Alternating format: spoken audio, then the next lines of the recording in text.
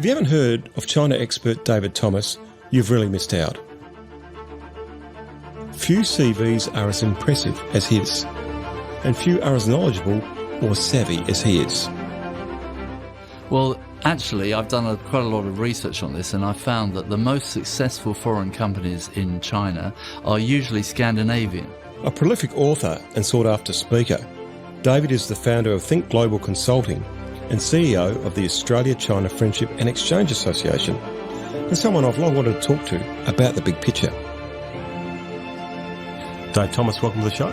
My pleasure, Tim. So you've got a long history in China. Your father was Attorney General of Hong Kong? Yes, he was the last colonial Attorney General of Hong Kong. He wasn't the last, but he was the one after him. Jeremy Matthews was a local civil servant. So, yes, he was brought into Hong Kong in 1983 at the time of the signing of the Joint Declaration, because there was a lot of work to do to ensure that the English rule of law was enshrined within the basic law of Hong Kong. So that was a pretty big job for him to do, and it gave him some unique experience in terms of negotiating with the Chinese, who, of course, were still very new to the way business and the law was conducted in the West. It did give me some sort of unique insights into what was happening, and it captured my interest in how the Chinese negotiate, how they do business, and of course how early they were to the sort of global scene at that point. You yourself, as a younger man, you're still a young man now, you had a business in your 20s in Hong Kong. Yes, I started in the financial services sector in London, going right back to the 70s. And I went to Hong Kong in the 80s and set up my own business in the wealth management industry. So I helped expatriates invest overseas and take advantage of their tax status, and I helped Chinese investors start investing in overseas markets. Well, he really is an insider because, he grew up in Hong Kong as they were making the transition back to China. His dad was the Attorney General for the outgoing administration, the British one. His stepmother was very big in those negotiations between Deng and Thatcher. So I think he just grew up with it in his nostrils, Hong Kong, China. And in coming to Australia all those years ago, he brought that, toolbox of China knowledge with him. And he keeps it up to date. Well, in the early days, nobody understood why I was so excited about China, back in the 80s. Even when I came to Australia in the mid-90s, there was no interest in China. We just had the recession we had to have. So everybody was sort of burrowing down into domestic focus. But so what's changed, I suppose, in the early days, I just hoped to get people interested in China, and I used to run study tours and missions and took executives to China. And there are many very senior people in Australia whose first experience in China was with me, and we actually slept on the Great Wall of China in Beijing, and it's remarkable how many people stop me in the street and say, I slept with you on the Great Wall. Oh, how about that? Oh, very good. So in the early days, it was really just about giving people exposure and just showing them what was happening, and of course it created lots of surprise at how much was going on in China. But yes, in the last decade or so, it's been a lot more focused on business opportunities and doing deals and making things happen.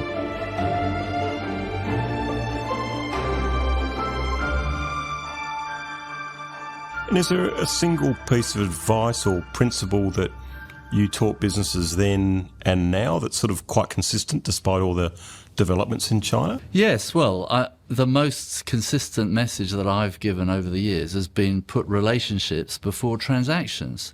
And unfortunately, in the Western world, we tend to do it the other way around. We sign a contract or some document that gives us some certainty, and then everything goes from there. In Asia, and particularly in China, you build relationships first, and that's what gets you to deals. If you want to be taken seriously in China, you've got to make sure your chief executive and or chairman goes and lives in Shanghai and moves out of their mansion house in Mosman and lives on the 15th floor of a tower block in Shanghai. And of course, many people don't want to do that. They'd rather send the B team, who of course find it difficult because China's a very hierarchical society, and to be taken seriously, you need your most senior people to be there. And when you're there, and if you're there yourself or if you have a head office there, is it best to hire local Chinese who have an MBA from Australia, or is it best to take an expat with you, or a combination? How does it work? Well, actually, I've done quite a lot of research on this, and I found that the most successful foreign companies in China are usually Scandinavian. Interesting. If you think about the Nokias and the Maersks and the IKEAs, they've been successful because they've localized their whole business in China. They've hired locals. They've relied on the locals to run the local operation. They've kept the head office people out or just providing technical advice or support, and they've empowered the locals to run it. And that seems to me to be the best model. In the sort of Western world, America, Britain, Australia, we tend to do it in a different way, and we tend to export our head office culture into their operation and basically tell them what to do. And of course, it goes without saying that that's a lot less successful. When I worked for Austrade, a lot of local engaged staff were Chinese locals from the local area who had MBAs from Australia and wanted to work for Australia when they went back. That seemed to work quite well. And it's perfect because they've had an experience of Australia. They've enjoyed in our lifestyle. They've studied at our universities, and they've taken their qualifications back to work with Australians in China, which is the perfect match.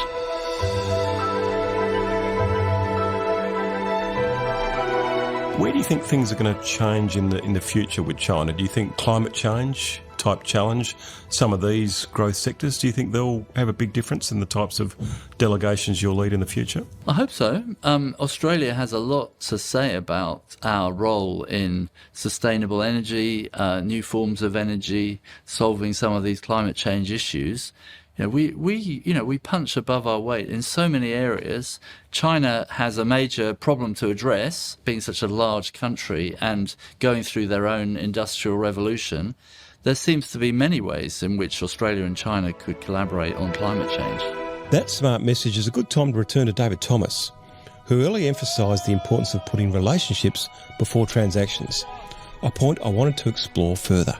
I'm always focused on relationships. I feel we have sort of government to government, business to business, people to people. And of course, the people are what makes the world go round. And I engage very strongly with the Chinese community in Australia because I see them as our greatest assets in terms of our future as part of the Asian century.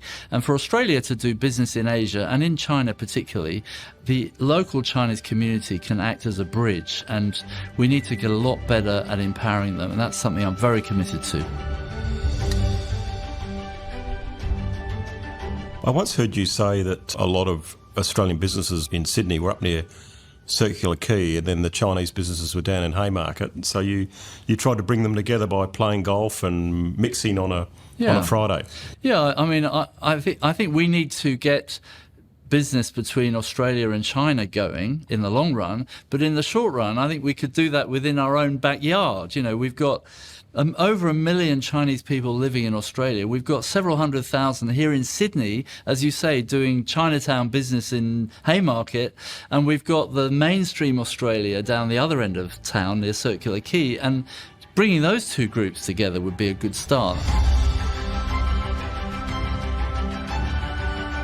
Is this what you call citizen diplomacy? Yes, I think it's important that we recognise the importance of the local Chinese community, many of whom are multimillionaires and billionaires, some of them, and not only can they invest in our local businesses, but they can help facilitate relationships in China. They speak the language, they understand the culture, and of course they have a good experience here in Australia too. So for all the reasons we said, they're very valuable to us.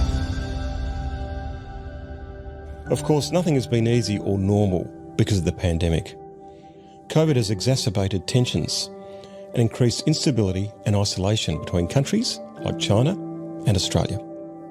There's been a stoppage of flights because of COVID, but they'll probably start cranking up again. If the Prime Minister of the day rang you and said, Dave, could you, lead a trade mission to China, be part of a trade mission to China, would you put your hand up? And Absolutely. I was hoping you might ask me actually whether what I would do if I was Prime Minister for the day. And what I would do is get on a plane. I'd go to Beijing. I would wait outside President Xi's office and beg for an audience, and say to him, "Look, we made a few mistakes. You know, in hindsight, maybe we could have done it better. You know, please, can we reset the relationship and start again and rekindle, you know, the long-term diplomatic relationship between Australia and China?" That would be a fabulous outcome. Sounds like Gough Whitlam in 1972. It does, and I wish we could go back and learn from, you know, what he did, which was very courageous at the time.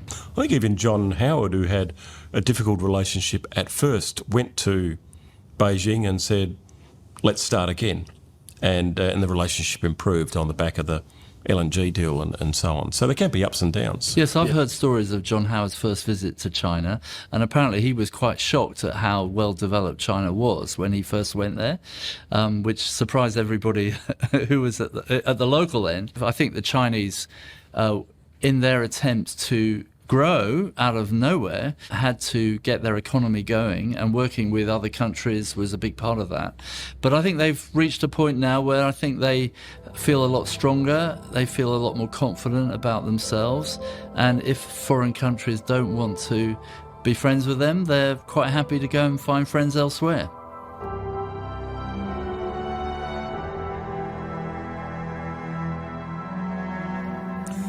And finally, you've got quite a neat way of explaining how to navigate business in China. Can you explain that to me? Well, one of my favourite places in China is in Shanghai, in the Yu Gardens. And in the Yu Gardens, there's something called the Nine Ben Bridge, which is the bridge that takes you from the gardens to the fabulous 1,000-year-old tea house, where you can be rewarded with a beautiful cup of tea.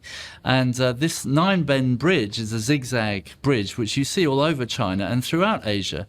And people often say, why do they have the bends in the bridge? And the Chinese will tell you that they do because the evil spirits travel in straight lines. So to keep the spirits out of the tea house, you have the bendy bridge to make it difficult for them. Other people say that the reason for the bends is it causes you to slow down and take in the beautiful environment around you, the beautiful gardens, and to look down into the water at the colourful fish. But whatever the reason, it's a fantastic analogy about doing business in China, because there are bends along the way. It's not a straight line like we have in the way we build Western bridges. Think of the Sydney Harbour Bridge as an example. You know, getting from A to B in the West is very much a straight line. Get there as quickly as possible with as few challenges in the way. In China, it's very different, and you have to expect there to be challenges. And I think that I often say that to our clients when we come up against hurdles and obstacles, is we've just reached a bend in the bridge. It's perfectly normal. We've just got to find a way through it and expect future bends as well, because it's a long journey. And of course, if you can reach the end of the bridge to the magnificent tea house, you get great rewards for it. Well, David Thomas, thanks for navigating China with us, and thanks for being on the show.